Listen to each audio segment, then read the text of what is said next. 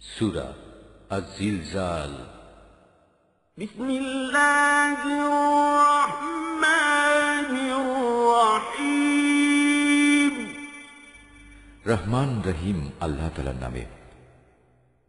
ইযা যুলজিলাতিল আরদু জিলজালাহা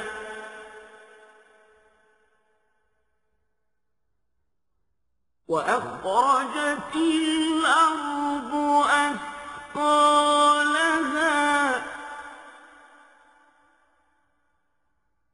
وقال الإنسان ما لها। যখন ঝাঁকুনি দিয়ে পৃথিবীকে তার প্রবল কম্পনে কম্পিত করা হবে এবং পৃথিবী যখন তার মানুষের কৃতকর্মের বোঝা বের করে দেবে, তখন মানুষরা হতভম্ব হয়ে বলতে থাকবে, এর কি হলো? এ সবকিছু উগরে দিচ্ছে কেন?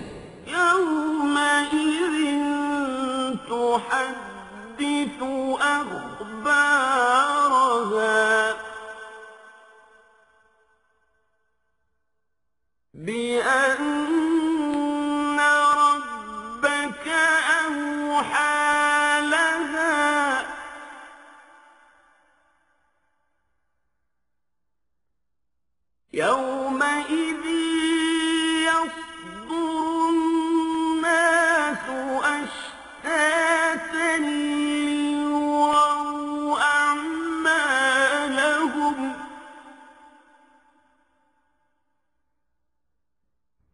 فمن يعمل مثقال ذرة خيرا يره ومن يعمل مثقال ذرة شرا يره। সেদিন সে তার সবকিছু খুলে খুলে বর্ণনা করবে। মূলত তোমার রবই তাকে এ কাজের আদেশ দেবেন। সেদিন সমগ্র মানব সন্তান দলে দলে ভাগ হয়ে যাবে, যাতে করে তাদেরকে তাদের কর্মকাণ্ড দেখানো যায়। অতএব যে ব্যক্তি এক অণু পরিমাণ কোনো ভালো কাজ করবে, সেদিন তাও সে দেখতে পাবে। ঠিক তেমনি কোনো মানুষ যদি অণু পরিমাণ খারাপ কাজও করে, তাও সে তার চোখের সামনে দেখতে পাবে।